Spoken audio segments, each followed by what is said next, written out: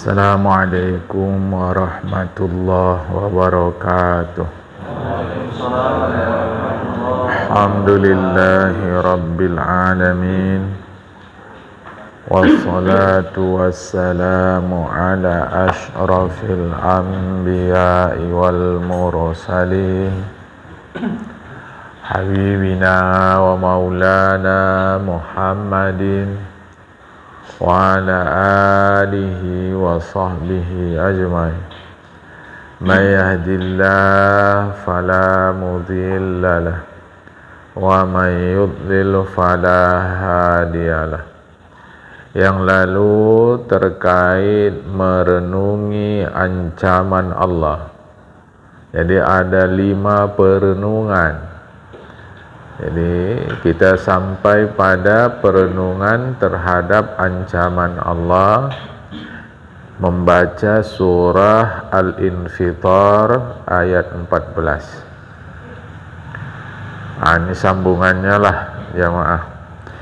Ini yang keempat ya, ini yang keempat ini.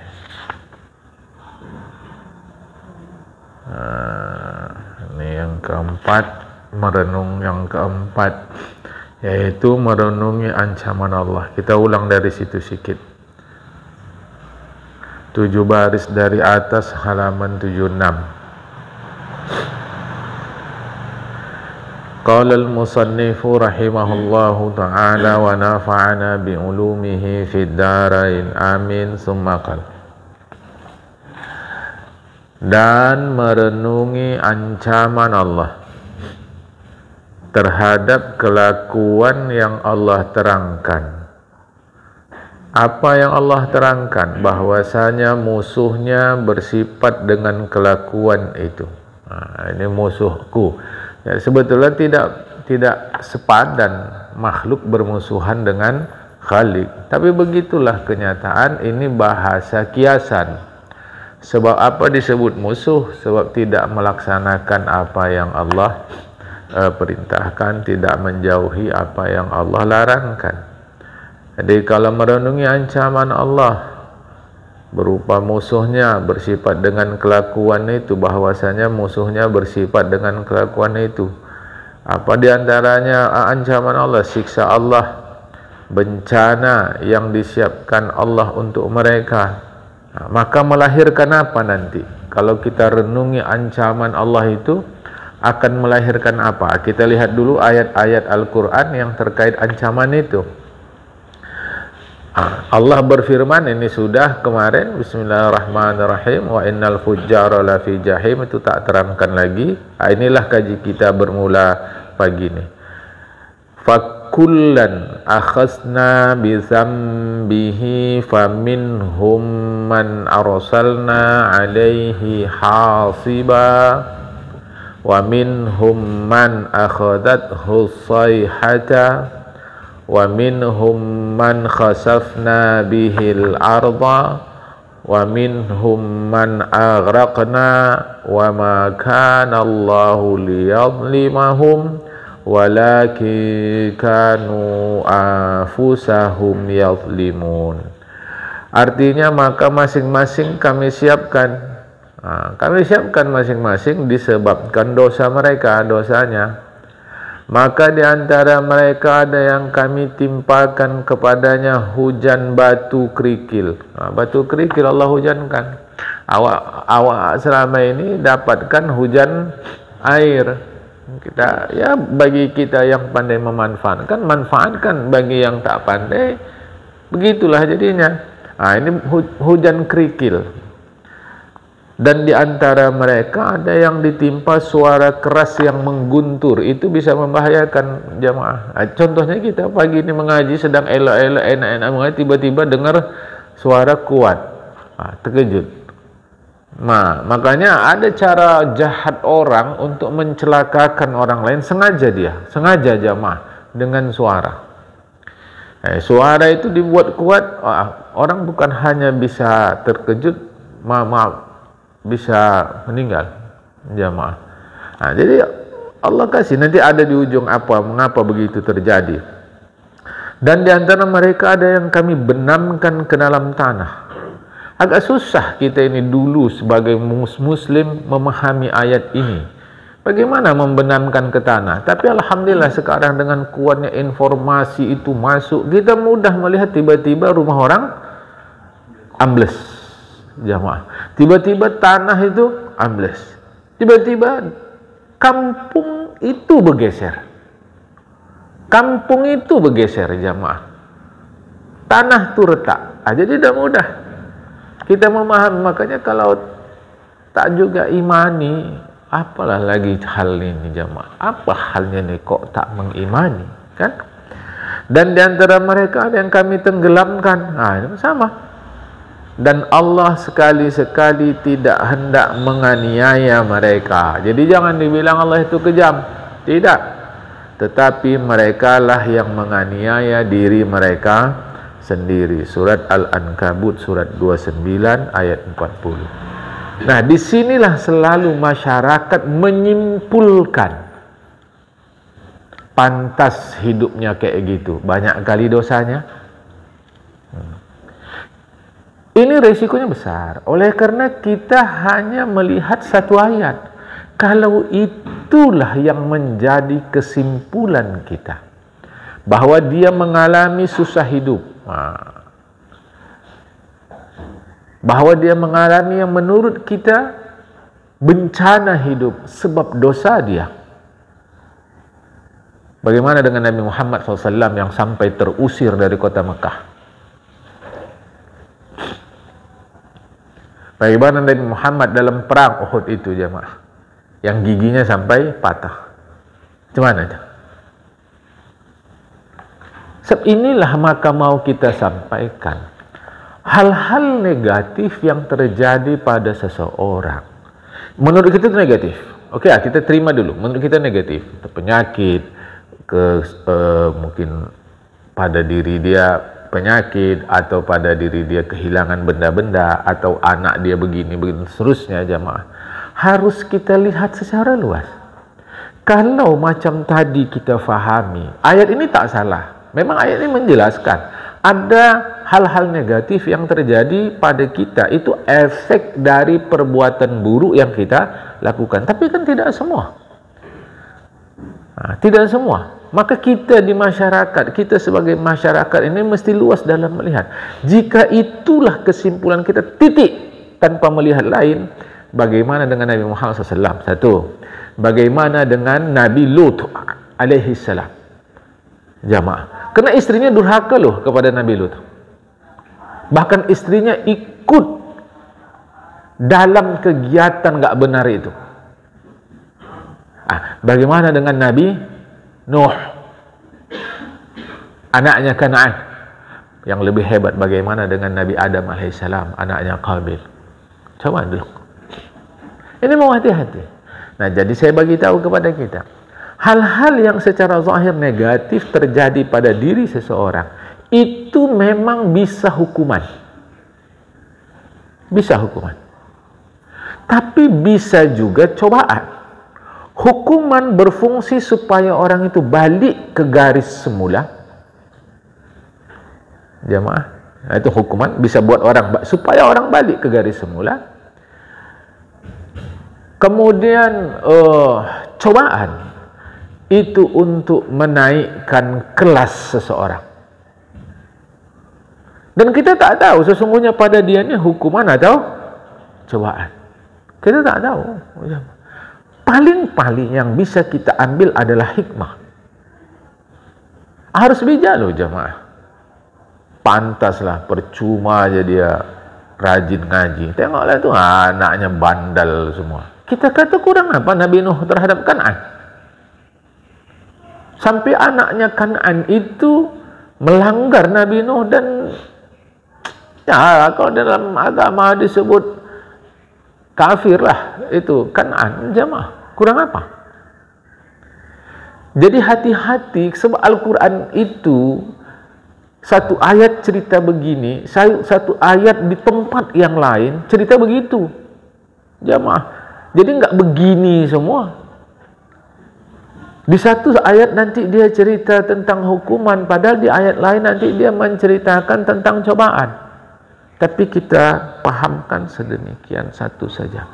Makanya tidak bisa kita kontan mengatakan ini hukuman bagi si fulan. Boleh jadi itu cobaan untuk naik kelas. Siapa yang tahu? Dia. Jamaah. Bukan kita. Maka bagi kita, setinggi-tinggi yang bisa kita lakukan adalah melihat apa hikmahnya ini bagi saya. Rajin-rajin awak sembahyang supaya nggak dapat macam kayak gitu. Kurang rajin apa sembahyang Nabi Muhammad SAW? Sampai terusir, sampai dibekot 3 tahun. Jamaah 3 tahun dibekot. Sehingga tidak dapat melakukan transaksi perdagangan. Tidak bisa melakukan bisnis. Rasulullah tidak bisa. Sahabat-sahabat tidak bisa. Akibatnya di bukit-bukit orang-orang Islam hidup, itulah ada disampaikan ke guru-guru kita, ke guru-guru kepada kita, sampai Rasulullah mengikat perutnya. Itu pada masa Baikot, jemaah. Berarti Rasulullah macam mana? Ini saya mau bagi tahukan ke kita. Saya mau bagi tahukan ke kita, hati-hati dalam membaca ayat Al-Quran. Memang ayat ini cerita tentang hukuman. Cobaan itu dapat juga diartikan sebagai ujian, jamaah. Dan kita jangan menghukum diri kita sendiri. Hati-hati, tidak adil. Aku nih dihukum Allah nih. Jangan. Bahwa saya kemarin berbuat jahat, iya. Tapi saya tidak tahu secara pasti keburukan yang menurut saya terjadi pada saya dalam masa-masa minggu bulan ini, apakah ini hukuman atau saya tak tahu. Itu biar urusan Allah. Yang terpenting saya paham sekarang bahwa saya jangan lakukan yang buruk kemarin itu lagi. Sudah itu, jemaah. Kenapa? Saya ingin mengajak kita betul-betul biarlah kerja Allah, Allah yang urus. Tanggung jawab kita, kita yang urus. Itu tipis sekali, jemaah. Itu tipis sekali, nanti seakan-akan kita sudah mencampuri kerja Allah Subhanahu wa Ta'ala. Cuma kalau aku tengok-tengok, mungkin nih, mungkin. Tapi sudahlah, kalaupun memang inilah hukuman Allah Ta'ala kepadaku, kalaupun apa, sudahlah, itu urusan Allah Ta'ala. Yang terpenting apa yang aku buat. Hati-hati menghukum diri sendiri. Hati-hati, jamaah, ya. Tapi ayat ini jelas memang menceritakan orang-orang yang dihukum oleh Allah. Ayat ini jelas, jamaah, ya. Baiklah, kalau kita merenungi ancaman Allah seperti yang barusan terjadi, ngeri juga itu, satu pulau terbakar. Kan ngeri, jamaah, satu pulau terbakar. Data, saya tak tahulah data yang terbaru, tak tahu, tapi berita yang saya dengar sepintas sampai 80 orang mati. Hawaii. Satu pulau itu, saya waktu sekilas diberitakan di televisi itu terbakar, tapi bagaimana kok bisa satu pulau terbakar? Itu jalan ceritanya bagaimana, jemaah? Ya suka-suka Allah, jangan begitu. Kalau begitu jawaban selesai pengetahuan sudah. Itu urusan Allah kita. Itu tadi saya kata, kita tidak campur urusan Allah, biar urusan Allah. Tapi kita sebagai manusia berpikir, bagaimana kok bisa satu pulau? Itu ceritanya itu bagaimana loh? Kalau ada yang bisa jelaskan ke saya, bantu jelaskan, jemaah. Satu pulau bagaimana itu? Kok bisa? Coba, jemaah. Ya, para ahli mesti menjelaskan. Tetapi kita sebagai orang beriman mesti mencari hikmah, ada apa? Tidak boleh kita menghukum mereka berbuat dosa, maka begini. Kita bukan Tuhan. Maka kita mencoba mencari hikmah. Apa hikmah bagi kita? Boleh jadi memang di sana maksiat merajalela. Atau boleh jadi bukan maksiat merajalela, tetapi Allah beri peringatan melalui mereka untuk seluruh makhluk di muka bumi ini agar jangan mengganggu tatanan alam. Kita tidak tahu, jemaah. Tapi mungkin sebab dosa. Aku pun tak tahu. Supaya jangan dapat hukuman dari Allah, saya tak mau buat dosa. Selesai, jemaah. Batas-batas yang tipis ini hendaknya tidak kita lalui. Sebab kalau kita lalui, nanti kecenderungannya kita menjadi seakan-akan penghukum. Seakan-akan kita mudah sekali menghukum kenyataan ini, jemaah. Ini berbahaya sekali. Lihat, Enak juga lah kita. Kalau awak nonton-nonton berita nih, di Jawa tuh banyak kali musibah. Yang inilah, yang itulah, yang ini. Kita di sini hampir nggak ada. Saya bilang gini. Ayo kita lihat lebih luas, saya bilang. Jangan-jangan Tuhan tidak kirimkan kepada kita di Sumatera ini seperti di Jawa. Karena kita ini, apa itu? Kalau anak-anak disebut cemen. Kita ini cemen, lemah, belum dicoba udah ngeluh. Apalagi kalau dicoba, mau tak berketentuan. Nah, orang di Jawa sana dibuat Allah begitu karena memang iman mereka kuat. Bisa nggak melihatnya begitu, jamaah? Coba tuh, bisa nggak dibuat begitu? So, saya katakan kerja para kiai di Jawa itu luar biasa. Lah aku berani cakap gini karena aku di sana.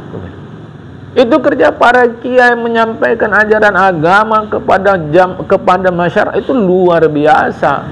Capeknya mereka 24 jam mengurus itu, saya bilang.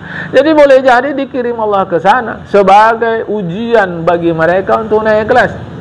Lah kita di Sumatera ini tidak dikirim Allah karena orang Sumatera ini lemah-lemah, manja-manja, mengkek-mengkek, belum dicoba aja udah ngempar. Bisa nggak begitu cara melihatnya? Saya bilang, saya tidak menuduh. Bisa nggak begitu cara melihatnya? Saya bilang. Tetapi tetap yang tahu hanya Allah Ta'ala. Lah alhamdulillah kita tak ada dikirim seperti macam-macam kejadian di tempat lain. Ini kesempatan kita untuk bersyukur kepada Allah Subhanahu Wa Ta'ala. Jamaah. Ini jadi saya sedang mengajak kita untuk betul-betul menjadi manusia. Jangan jadi Tuhan. Mudah menghukum sana, mudah menghukum sini. Meskipun ayat yang barusan kita baca Al-Ankabut tadi ini memang terkait hukuman kepada orang-orang yang melanggar ketetapan Allah Ta'ala, ajaran Allah. Nah, kalau kita merenungi ancaman Allah, itu akan melahirkan rasa takut. Takut terhadap maksiat. Dan kalau kita merenungi ancaman Allah, akan merasakan kemuliaan Allah Ta'ala. Jadi jamaah yang dikasihi oleh Allah Ta'ala, ini harap difahamkan. Jadi kalau kita merenungi ancaman Allah Ta'ala, melahirkan rasa takut. Takut inilah kadang-kadang orang berhenti. Takut kata. Sampai dulu waktu masa-masa Covid, penceramah bilang nggak usah takut sama Covid, hanya takut kepada Allah Ta'ala. Ini terjadi karena tidak mengerti penempatan kata-kata takut. Saya katakan, mungkin kita masih ingat lagi, kalaulah ada ustadz penceramah bilang begitu, tak usah takut sama Covid, hanya takut sama Allah, bawakan dia ke asam kumbang, masukkan ke sarang buaya, ke sangkar buaya itu. Berani tak dia? Jemaah. Ini penempatan kata takut yang tidak betul. Nah, ada khauf, ada khasyah. Khauf takut, khasyah takut. Khauf takut kepada makhluk, khasyah takut kepada Khalik. Nah, okeylah kita pakai kata takut saja dulu. Takut kepada makhluk membuat kita menjauhi makhluk. Takut kepada Khalik membuat kita dekat kepada Khalik. Jadi beda jamaah. Ini sampai rusak pikiran kita. Kesudahan orang menjadi tidak hati-hati dalam hidup. Karena tak boleh takut sama makhluk. Hanya takut kepada Allah. Ini penempatan kata-kata yang keliru. Walau dalam bahasa Indonesia sama. Sama-sama takut. Itu juga ketika diartikan asyhadu.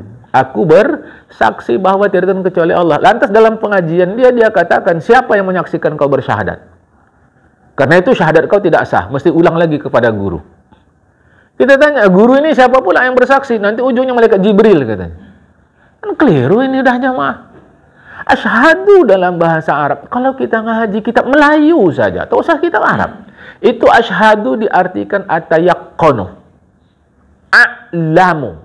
Atayaqqanu a'lamu artinya aku yakin. Sehingga asyhadu maknanya kalau dalam terjemah bahasa Indonesia secara tauhid Aku yakin bahwa tiada Tuhan kecuali Allah dan aku yakin bahwa Nabi Muhammad utusan Allah.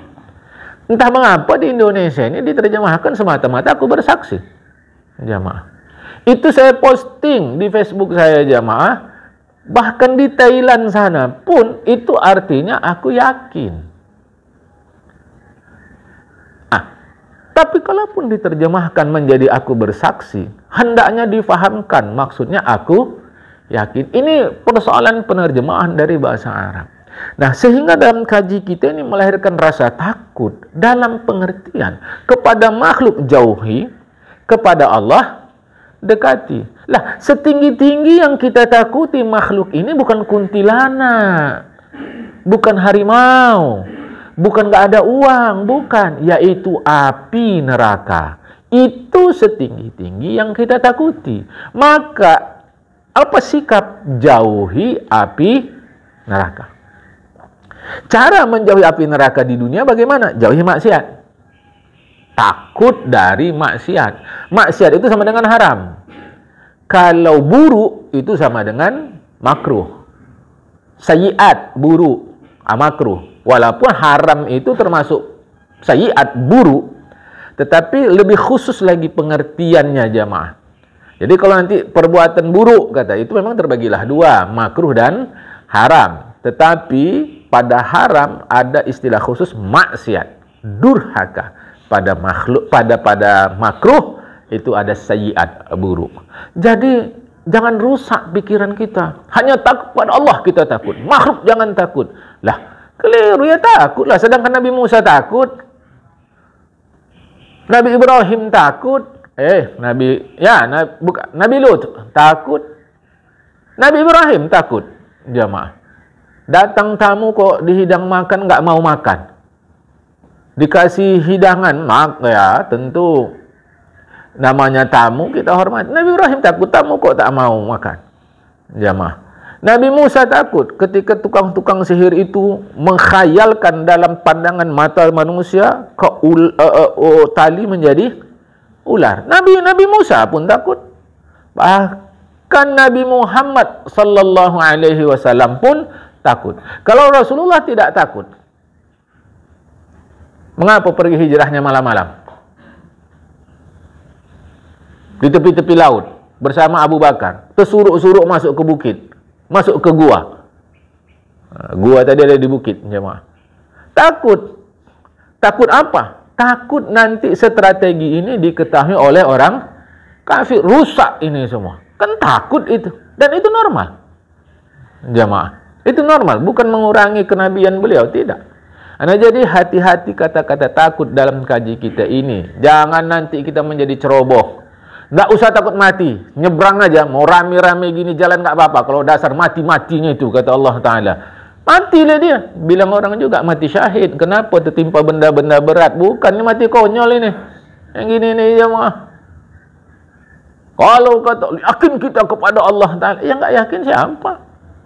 Berarti kalau lebih hebat dari Rasulullah Muhammad SAW. Karena Rasul sendiri mempersiapkan pasukan menghadapi musuh. Kau di sana, kau di sini, kavaleri di sana, infanteri di sini, pemanah di sini. Apa aja mah. Jadi marilah kita beragama dengan cerdas dan cermat. Sehingga kalau kita lihat ini ancaman Allah Ta'ala, kita timbulkan rasa takut. Takut dari maksiat. Jamaah ya. Dan rasakanlah kemuliaan Allah Ta'ala. Di mana mulianya Allah? Karena dia memberi kasih kepada kita. Hanya orang mulialah yang memberi kasih kepada yang lain. Jamaah, dia tak ada memberikan buru. Terakhir, dan merenungi kecerobohan diri dalam kepatuhan. Merenungi kecerobohan diri dalam kepatuhan. Bahasa ringkasnya, tak serius beribadah. Jangan dijawab berikut pertanyaanku. Tapi jawabnya di hati saja. Seriusan mana wak nyiapkan pakaian untuk undangan atau sembahyang? Jangan jawab di mulut. Jamaah, seriusan mana? Kita nyiapkan pakaian untuk pergi undangan atau sembahyang? Seriusan mana awak ni untuk kombur malautup atau baca Al-Quran? Seriusan mana kalau kompor itu kita lah laki-laki. Kalau cara perempuan, seriusan mana perempuan ni dia masak di rumah atau untuk membaca Al-Quran dan seterusnya, jemaah. Itu mudah, itu memahamkan tadi itu. Jangan dijawab. Ya saya pun sama, jemaah. Kita sama semua ni. Nah, jadi kalaulah kita renung-renungkan betapa cerobohnya kita dalam ibadat, apa hikmahnya? Nah, sebelum sampai ke situ kita baca dulu uraian di dalam. Maksudnya di dalam ibadat kepada Allah, dan dia mendatangkan murka Allah sebab melakukan larangan Allah, padahal Allah senantiasa berbuat baik kepadanya. Awas.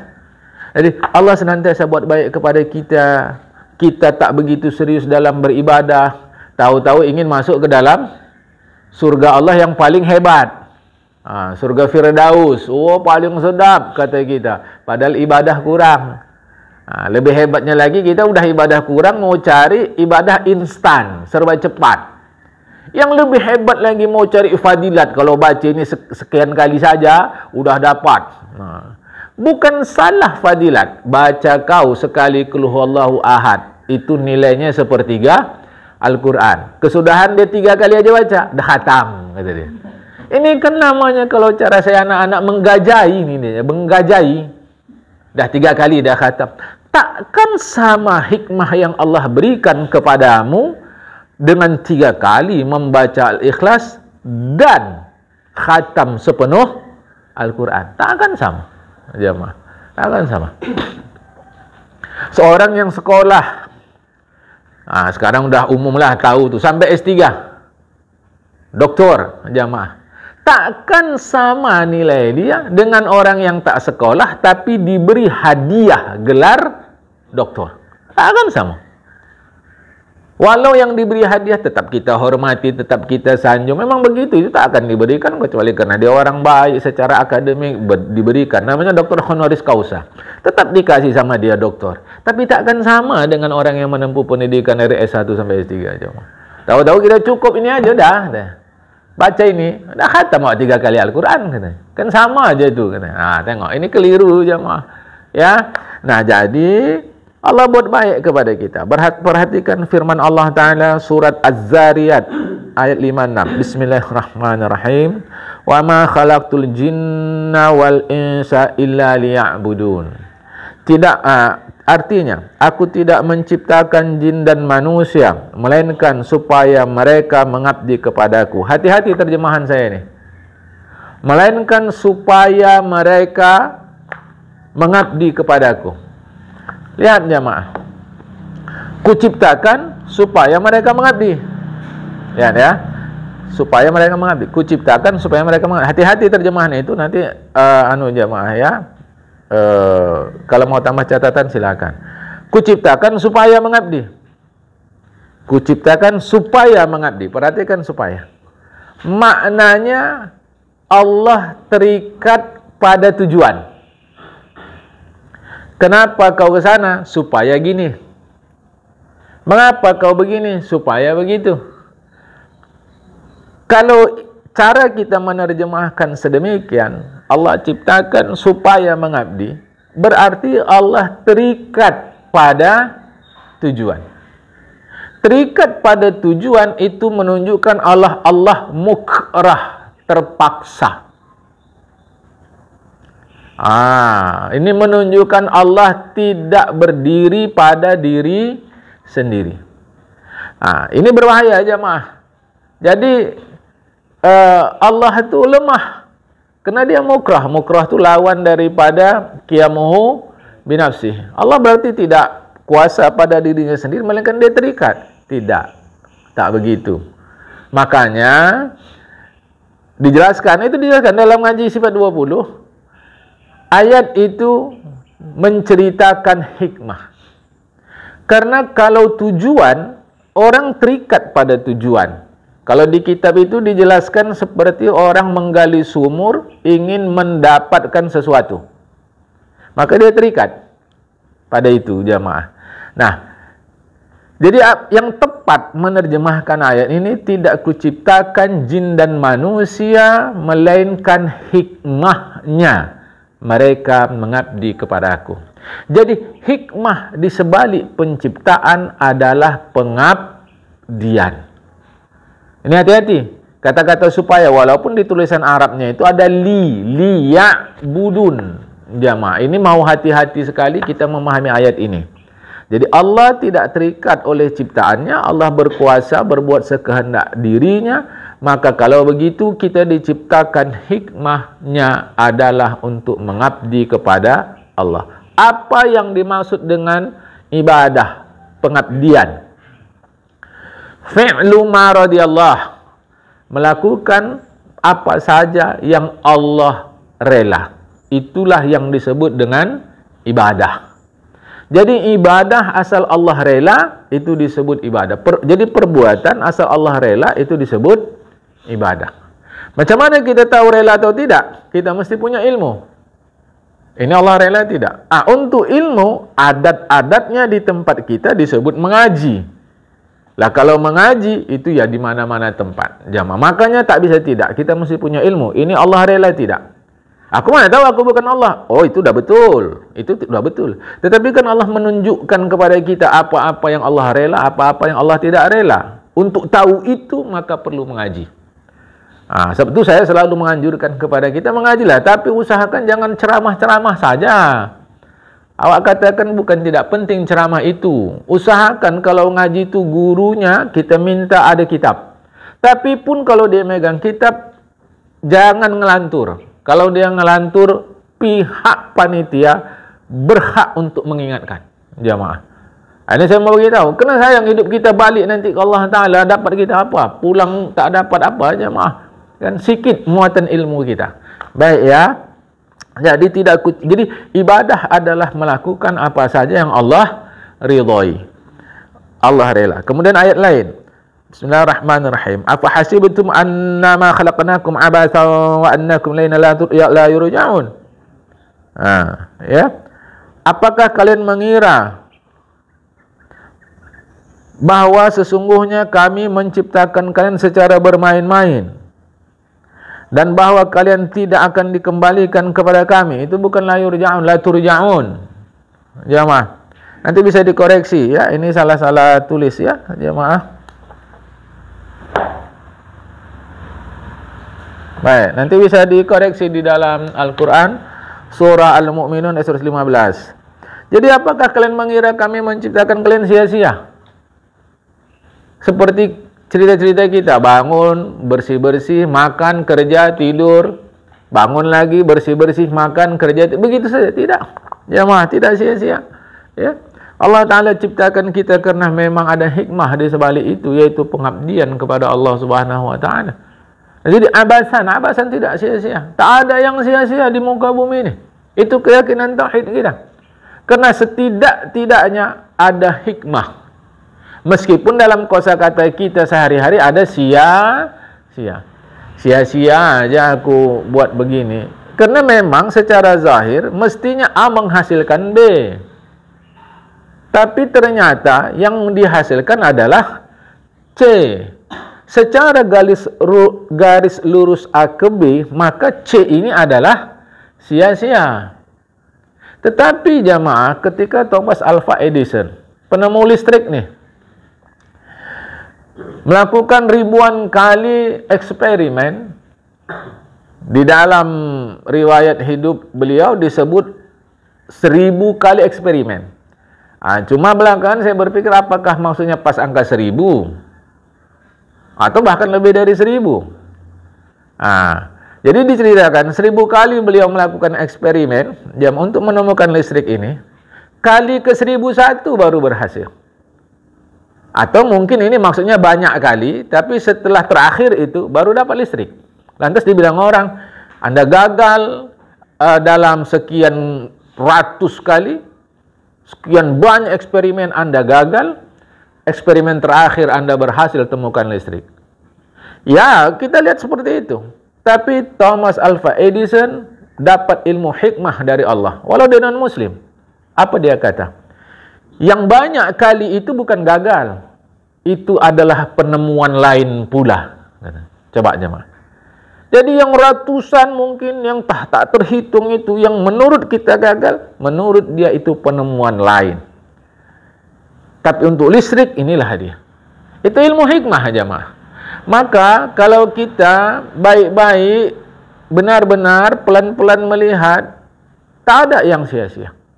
Hanya mungkin kita tak dapat apa hikmah. Seperti yang pernah saya sampaikan di pengajian ini. Tidak satu dua anak-anak orang kaya yang malas-malasan sekolah. Tapi tidak satu dua anak-anak orang yang miskin-miskin, hidupnya pun susah, makan pun payah, tapi rajin sekolah. Saya nggak ngerti kok begini Allah ciptakan. Sampai sekarang saya belum dapat hikmah, jemaah. Belum dapat hikmah. Apa hikmahnya Allah buat begini? Kita tak menggugat Allah, kita mencari hikmah. Kan elok kali anak si miskin jadi anak orang kaya. Sehingga sekolah dia nggak tersendat-sendat. Terlampau banyak aja mah. Bahkan jamaah pengajian saya waktu itu ada lebih kurang 10 tahun yang lalu lebih kurang. Yang orang tua. Dia bilang saya pun sekolah madrasah sini juga Ustaz. Saya tak sebut madrasahnya mana. Tapi putus tengah jalan oleh kerana tak ada biaya, orang tua miskin. Coba jemaah. Cobalah andai kata anak orang miskin ni Allah buat jadi anak orang kaya, kan menjadi dia. Tapi tidak kan jemaah. Apa hikmah saya tak tahu. Nah, tapi yang jelas kerana kita berangkat dari Al-Quran, Allah tidak jadikan itu abasan, sia-sia. Meskipun zahir nampak macam sia-sia, kita harus mampu mencari hikmah. Apa hikmah jemaah ya? Nah, kalaulah kita renungkan betapa cerobohnya kita dalam ibadah, melahirkan rasa malu, tidak mengepakkan sayap rasa kita macam orang yang paling baguslah. Tidak, itu menimbulkan rasa malu. Yaitu perenungan ini menambah rasa takutmu kepada Allah dan menggiringmu untuk mencela dirimu dan memarahinya dan menjauhkan ceroboh dan membiasakan sungguh-sungguh beribadah. Jadi kalaulah kita serius bahawa aku ceroboh dalam ibadah, timbul rasa malu. Malu awak betapa banyak nikmat yang Allah berikan, tapi ibadah awak ni ceroboh. Bagaikan air susu dibalas air tuba. Jamaah, coba dulu. Jawab di hati masing-masing. Jangan di mulut. Kira-kira kalau imam baca ayat tu panjang sikit macam mana? Jangan jawab di mulut. Jawab dulu ya jamaah. Capek awak, kata kita. Aku setuju. Maka imam pun perhatikan makmum. Apa tak capek gibah? Gosip orang tu apa tak capek? Sampai 3 jam. Berhentinya pun kerana sesak kencing. Habis sesak kencing tu diselesaikan, sambung balik gibah tadi. Sampai mana cerita kita tadi ya? Coba, tepuk dada, tanya iman. Tepuk dada, tanya iman. Jangan tengok orang. Jamaah. Jadi, alhamdulillah kita yang sudah digiring Allah dalam berbuat baik ini, lakukan 2. Pertama, koreksi diri. Yang kedua, jangan hina, jangan nista, jangan sepelekan orang yang belum beribadah. Ini kan ada mentang dia dah rajin sepele dengan orang. Apa ni? Islam menyemak. Tak ada sembahyang-sembahyangnya. Tunggu dulu. Tak ada susah bagi Allah membalik-balik itu. Kan ada doa kita. Ya muqallibal qulub. Tak ada susah Allah. Jamaah. Masa saya harus mengajarkan kita lagi melihat kenyataan hidup ini jamaah? Tak mungkin. Kita sendiri melihat betapa baiknya dia dulu sampai awak pun cemburu nengok dia dekat kali keagang. Belakangan bukan tanggung dia kejadiannya. Yang orang tua-tua saya ingat lagi, Mat Peci. Ingat Mat Peci tahun 70-an? Di mana nih jamaah? Mat Pej itu orang soleh di kampungnya. Tapi begitu sampai dia ke kota, menjadi orang jahat. Kalau ini mesti ingat, kalau berikut ini mesti ingat. Kusni Kasdud. Tak ingat. Kau tahu usah aku tanya kau. Wah rendah pun kau tak tahu. Jambu bol tau. Junaidi. Enggak? Alhamdulillah, senang awak sama. Kusni Kasdud itu pejuang. Jamaah, pejuang. Walau agamanya Katolik. Itu pejuang. Tapi kok bisa jadi begitu? Jamaah, bahwa mungkin dia geram nengok keadilan tidak dikerjakan, itu lain hal. Yang saya mau lihat secara zahir. Jamaah, dia pejuang. Ingat lagi Kartosuwiryo. Makin tak tahu lah ya. Mudah-mudahan Kartosuwiryo jamaah akhirnya dihukum mati, ditembak. Kita tak mau bilang ini baik buruk, tapi maksud saya begitulah perubahan-perubahan itu jamaah. Sampai Bung Karno, itu kawan akrab Bung Karno, yang menandatangani keputusan persetujuan hukuman mati itu Bung Karno. Tapi waktu Bung Karno nanda tangan itu apa kata dia? Dia tidak berubah, memang dia seorang pejuang. Tapi kan negara harus buat begitu, dia hukum mati. Jamaah, Bung Karno tak pernah menistakan Kartosuwiryo. Tidak pernah. Ini fakta sejarah. Bahwa menurut negara dia salah, kita terima. Jamaah. Jadi maksud saya apa? Semua bisa berubah. Kalau dalam agama, Barsiso, Bal'am bin Ba'ura. Coba jamaah, semua mati kafir. Tapi ada berapa banyak yang buruk belakangan jadi baik. Siapa yang membunuh Hamzah? Kalau tidak Wahsy. Tapi tengok Wahsy belakangan menjadi sahabat Rasulullah. Hati-hati jamaah. Maka kalau kita renungkan betapa cerobohnya kita dalam beragama ini, itu akan membuat kita malu kepada Allah Ta'ala. Bukan malah enak-enak menghukum orang. Tak guna percuma ayahnya haji, hajah anaknya menyemak. Tak boleh. Tak boleh begitu jamaah. Sebab buku masih terbuka. Apapun mungkin terjadi. Baik, kita baca di Quran. Di antara perenungan itu adalah merenungi ilmu Allah Ta'ala yang meliputi dirimu dan tilikannya kepadamu. Ini sebetulnya tak perlu lagi kita baca ayat ini, kerana kita yakin sudah Allah tak ada yang tertutup bagi Allah ya. Ini surat Qaf ayat 16. Bismillahirrahmanirrahim. Walaqad khalaqnal insana wa na'lamu ma tuwaswisu bihi nafsuhu wa aqrabu ilaihi min hablil warid. Sesungguhnya kami telah menciptakan manusia dan mengetahui apa yang dibisikkan oleh hatinya, dan kami lebih dekat kepadanya daripada urat leher. Daripada urat leher, lebih dekat daripada urat leher. Ini bukan makna sebenar, ini makna kiasan. Karena Allah tidak bertempat. Jangan pula nanti, ini urat leher awak, Allah lebih dekat. Sebelah mana agak-agaknya Allah Ta'ala? Tidak, ini bahasa kiasan. Menunjukkan lebih dekat Allah kepada kita daripada urat leher kepada kita. Coba dulu jawab jamaah. Kalau ini jawablah di mulut sambil-sambil kita diskusi kan, sambil-sambil kita bercerita gini. Kapan kita ingat urat leher? Ada. Kapan? Satu? Waktu? Tercekek ya? Atau tercekek ingat lawak urat leher. Ini urat leher nih. Atau tercekek. Dua? Makan. Haus. Bertekak.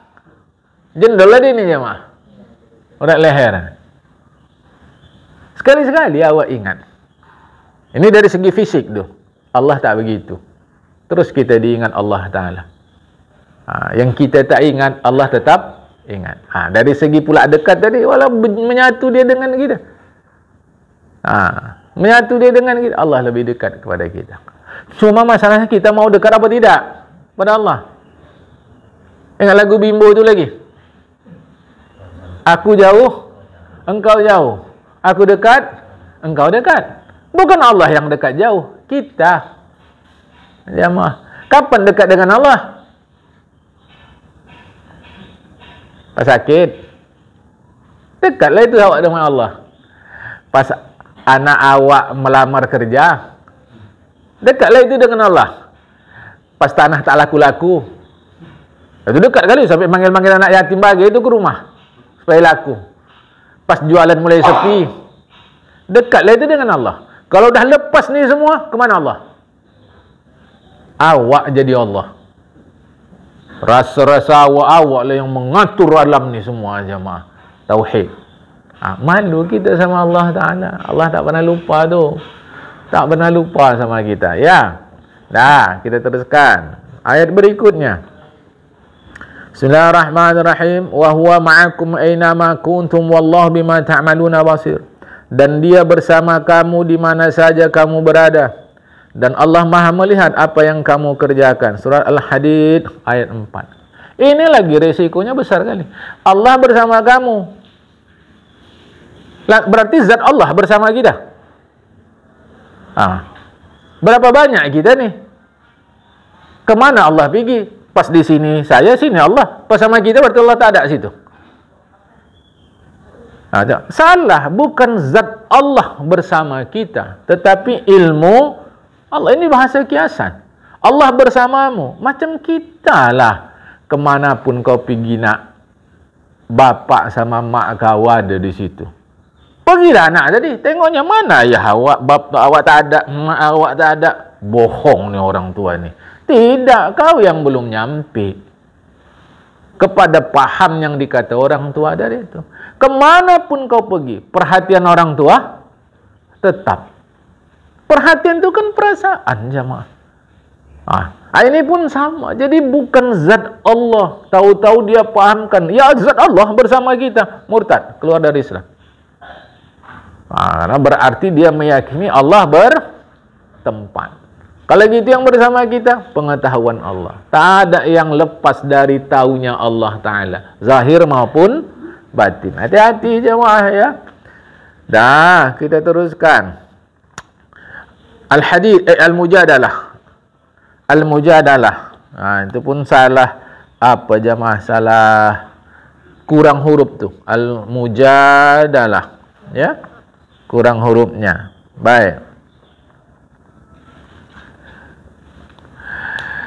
Bismillahirrahmanirrahim. Alam tara anna Allah ya'lamu ma fis samawati wa ma fil ardi ma yakunu min najwa salasatin illa huwa rabi'uhum. Tidakkah kamu perhatikan bahawa sesungguhnya Allah tahu apa yang ada di langit dan di bumi? Tiada pembicaraan rahasia antara tiga orang melainkan dialah yang keempatnya. Melainkan dialah yang keempatnya. Tidak penting angka 2, angka 3, angka 4, angka 5, angka 6, angka 7. Ayat ini menjelaskan tidak ada satu apapun yang bisa dirahasiakan daripada Allah Subhanahu wa Ta'ala. Bahkan satu saat kita sanggup membohongi diri kita sendiri, tetapi Allah Ta'ala tahu, jamaah. Jadi nggak ada guna juga untuk sembunyi-sembunyi. Macam cara sekarang nih jamaah. Jadi makin mudah kita memahami agama nih. Sekarang nih ada namanya kamera bisa terbang. Namanya drone. Jamaah. Drone. Jadi yang menjalankan drone tuh, yang mengendalikan drone tuh pun kadang-kadang heran. Nampak dia yang tak terniat dia untuk tahu. Ya jamaah. Orang tak tahu. Drone tuh lebih dahsyat dari CCTV. Kalau CCTV itu kan dia tetap aja di tempat begini jamaah, paling sekitar itu. Kalau drone itu kemana-mana dia. Kesudahan waktu acara 17-an kemarin, di Jawa itu ada namanya gunungan. Gunungan itu artinya buah-buahan disusun menjadi tinggi jamaah. Ya, nanti diperebutkan, diambil masing-masing lah. Ada yang ngambil buah ABCD. Waktu orang merebut gunungan itu, dia ikut, tapi rupanya nyopet. Dan dia nggak sadar jamaah, dia nyopet itu dia nggak sadar kalau ada drone. Dan itu yang punya drone pula, saya nggak tahu siapa yang memasukkan dan menyebarluaskannya, tapi semalam saya tengok itu di internet jemaah. Nah, dia biasa aja. Biasa, ambil tak, pergi. Tak macam menurut dia, ya memang orang tak ada yang tahu. Tapi drone tadi jemaah. Apa maksud saya? Begitulah kita ke Allah. Kita fitnah saya di belakang saya membenci kita di belakang kita. Di dalam hati bukan tanggung bencinya kita sama orang lain. Allah tahu semua. Begitu nanti dibuka filem tu, macam tak bermuka kita rasa, jemaah. Ginilah aku ni. Salah-salah kita tak ada rekaman tu. Dalam fikiran dah lupa, rekaman fikiran dah lupa, tapi rekaman Allah lengkap, jemaah. Itu dia tu. Hati-hati. Tak sangka orang tu. Masukkan ke internet, jemaah. Tak sangka. Ada nampak gini, ada nampak gitu, ada nampak gini, yang tak diketahui oleh mata kita secara mudah. Ini pun sama ayat ini, jemaah. Hati-hati sekali, ya. Jadi Allah Ta'ala perhatikan, Allah tahu apa di langit, di bumi. Tiada yang rahasia di sisi Allah Ta'ala. Perenungan ini membuahkan rasa malu. Itu Al-Mujadalah ayat 7.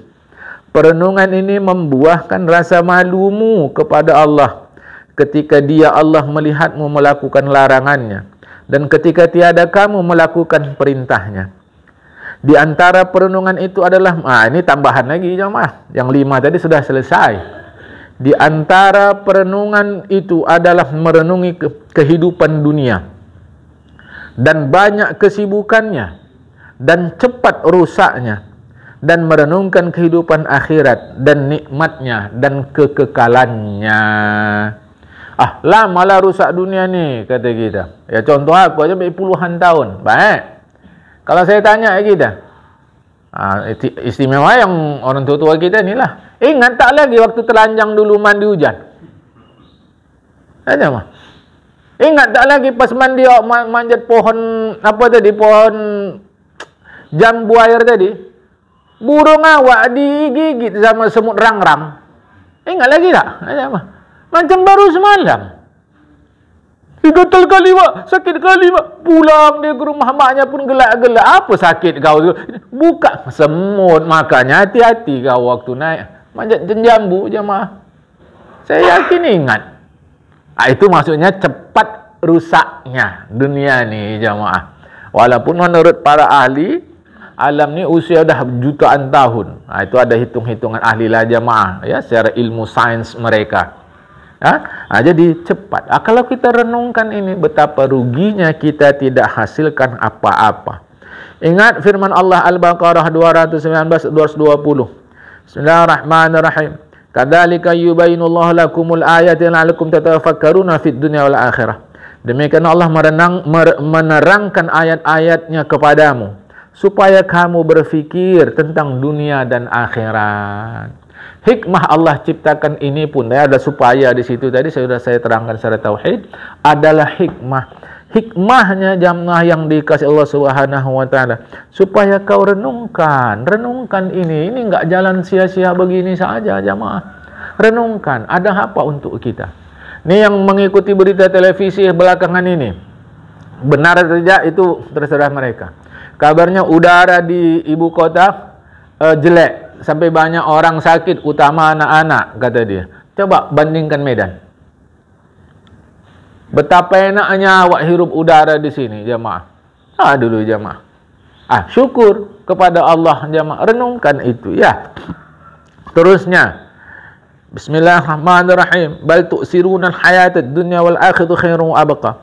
Tetapi kamu orang-orang kafir memilih kehidupan dunia, sedang kehidupan akhirat adalah lebih baik dan lebih kekal. Surat Al-A'la ayat 16-17. Orang kafir ada dua. Kafir yang keluar dari Islam, yang bukan beragama Islam, bisa memang dia dari awal tak Islam, di tengah jalan dia murtad. Nah, itu pun masuk dalam ayat ini. Kafir yang kedua, kafir nikmat. Boleh jadi kita masuk di dalamnya. Kafir nikmat tak mensyukuri nikmat yang Allah Ta'ala berikan. Saya selalu dan pernah mengatakan kepada kita, hidup ni memang sama dengan masalah. Tapi kalau dagu masih bisa bergoyang lagi, alhamdulillah lah itu, jemaah. Alhamdulillah. Meskipun ada sebahagian saudara kita manusia ini yang sedang mendapatkan cobaan daripada Allah Ta'ala, macam-macam yang mereka rasakan, tapi kita yang sekarang sedang penuh bagus begini, alhamdulillah, syukuri, jemaah. Kan? Nah, jadi kafir, mungkin kita termasuk kafir, tapi kafir nikmat, ya. Kemudian, wa ma hadhil hayatid dunya illa lahu wa na'imun wa innad dar akhirah lahal hayawan law kanu ya'lamun. Tiadalah kehidupan dunia ini melainkan senda gurau, main-main. Sesungguhnya akhirat itulah yang sebenarnya kehidupan. Kalau mereka mengetahui. Al-Ankabut ayat 64. Maksudnya senda gurau, main-main dalam pengertian kita ada akhir. Ada akhir, jamaah. Jadi bukan maksudnya main-main ini biarkan aja gitu, berarti tak serius. Tidak, maksudnya ada akhir. Setiap permainan pasti berakhir. Maka nanti selesai permainan itu, kita menjadi pemain yang serius atau yang ceroboh.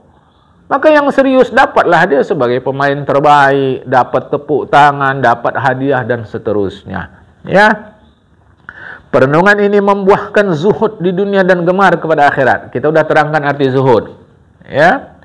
Di antara perenungan itu juga adalah merenungkan kedatangan mati dan adanya kerugian dan penyesalan setelah luput sesuatu. Yang lewat tak akan balik walau sedetik. Jamaah. Seperti firman Allah Ta'ala. Kita baca terjemah ya. Ini surah Al-Jumu'ah.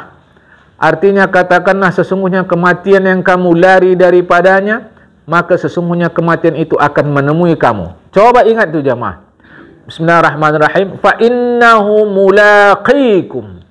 Mati itu menemui kamu. Makanya tak ada guna menghindar dari mati. Takut mati, mati. Berani mati, mati. Takut mati membuat hidup jadi cemas. Dan itu rugi. Berani mati pun sia-sia. Karena menghabiskan tenaga. Untuk apa berani mati? Berani mati tidak. Takut mati pun tidak. Takut untuk apa bakal mati, berani untuk apa bakal mati. Maka bijak orang tua kita dahulu. Sebelum ajal, berpantang mati. Jadi untuk apa kita takut kali mati awak nanti, rugi. Berani pun kalau tak mati-mati, untuk apa juga? Dia pasti datang. Ayat Quran itu, fa innahu mulaqi. Jadi seakan-akan mati itu hidup dia jemaah, bergerak aktif mencari kita. Maka ngelak tak ada guna. Ngelak tak ada guna. Ya. Dia akan menemui kamu. Kemudian kamu akan dikembalikan kepada Allah yang mengetahui yang gaib dan yang nyata. Lalu dia beritakan kepadamu apa yang telah kamu kerjakan. Ini yang kalian buat. Ini. Jamaah. Kita teruskanlah. Kita habiskan sikit lagi nih jamaah. Ya, ayat Al-Quran yang lain. Surat Munafikun. Kita baca terjemahnya. Hai orang yang beriman, janganlah hartamu dan anak-anakmu melalaikan kamu dari mengingat Allah. Siapa saja yang berbuat demikian, maka mereka itulah orang-orang yang merugi. Perhatikan, yang disasar bukan anak dan harta loh. Perhatikan, kita terjemahnya aja. Hai orang beriman, janganlah hartamu dan anakmu melalaikan kamu. Jadi yang disasar bukan anak, bukan harta, tapi kamu. Jangan kamu melalaikan dari Allah sebab anak dan harta. Perhatikan doa kita. Qurratu a'yun. Apa doanya tu? Apa? Rabbana hablana min azwajina wa dzurriyyatina.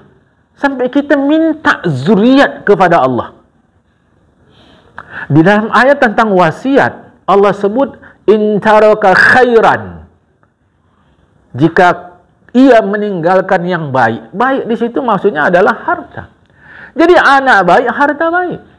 Lantas kenapa dibuat Allah begini? Bukan anak hartanya, kitanya. Jangan salah sikap kepada anak, kepada harta.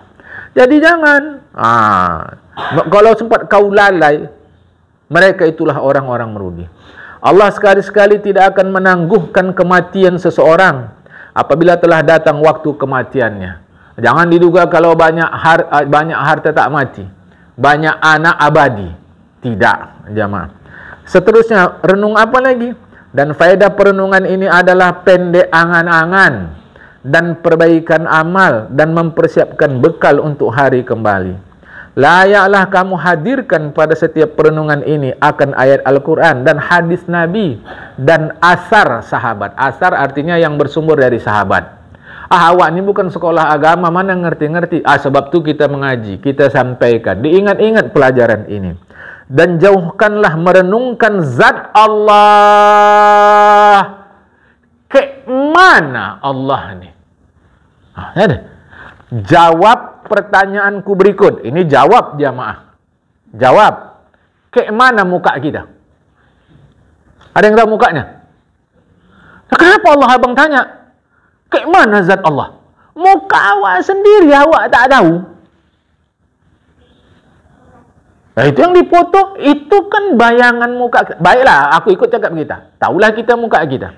Kena dipoto. Sebelum ada foto, macam mana orang dulu tengok mukanya? Cermin. Baiklah, ada cermin tuan. Kalau tak ada cermin, kan belakangan cermin. Coba dulu. Jadi yang kita tengok di foto tu bukan muka kita tu. Itu bayangan atau rekaman muka kita. Rekaman tu tak sama. Siapa yang pernah tengok mukanya sendiri? Maksud saya, muka awak pun awak tak tahu. Nak pula tanya, ke mana Allah? Lainlah kalau anak-anak. Itu aku ngalami sendiri jamaah. Seingat saya kelas 3 ibtidaiyah, apa kelas 5 jamaah. Pulang madrasah. Kelas 5 seingat saya. Pulang madrasah. Guru waktu di sekolah bilang, di madrasah bilang, Allahu Akbar. Allah Maha Besar. Aku pulang. Asal pulang, sebelah rumah kami itu langganan susu orang menggali. Yang betul kan Bengali. Awak anak-anak mana tahu tu menggali jemaah. Asal pulang, saya tengok, dia nerima susu dari wak tadi. Susu sapi keliling tu cara dulu jemaah, pakai serban. Dia agamanya Sikh rupanya. Belakangan baru awak tahu. Okay. Agak-agaknya Tuhan Allah ni sebesar wak inilah ni. Budak-budak. Karena Allah Maha Besar. Okey. Tuh. Lama-lama tak ada lagi ngantar susu kepada tetangga kita tadi jamaah. Tetangga pun dah meninggal pula sekarang, kan? Pikir saya, jangan-jangan wak tu mati. Kalau wak itu yang jual susu tegap besar tadi badannya mati, berarti Allah Tuhan aku mati. Itulah pikiran kita jangan, karena badan dia sebesar itu. Yang besar kayak gitu aja mati, berarti Tuhan aku mati. Tapi kalau Tuhan mati, siapa yang ngurus alam ini? Akalku jalan terus ya, kelas 5 ibtidaiyah tu. Siapa yang ngurus alam ini? Berarti tak mati. Jadi apa? Allah Akbar nih. Awak nak nanya guru takut. Itulah cara anak sekolah dulu jemaah. Takut nanya sama guru. Rupanya belakangan dapat. Yang besar tu bukan zat Allah, tapi kuasa Allah. Allah Maha Besar. Zatnya kita tak tahu. Dia yang tahu. Maka jangan renung-renungkan zat Allah.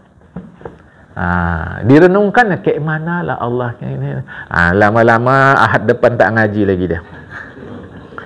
Dan sifatnya dari segi hakikatnya dan keadaannya, Allah Maha melihat. Kayak mana Allah nengok tu ya gini ya gini. Oh, tak usah jamaah. Biar Allah ngurus dirinya sendiri. Diriwayatkan hadis marfu', berarti dari Rasulullah. Ada hadis, tafakkaru fi ayatillah wa la tafakkaru fillah fa innakum la taqduru haqqa qadri. Renungkanlah oleh kalian tanda-tanda kebesaran Allah. Jangan kalian pikirkan diri Allah, maka sesungguhnya kalian tidak akan sanggup sebenar kesanggupan. Tak akan sanggup kita sebenar kesanggupan. Maksudnya tidak akan tahu sebenarnya. Jadi tak usahlah pikir-pikirkan Allah Ta'ala ya. Saya harus bilangkan sama kita, hati-hati, jangan ikut ngaji-ngaji yang menyimpang. Ya, dah pula ada pengajiannya, tunaikan umrah cukup ke Bengkulu saja.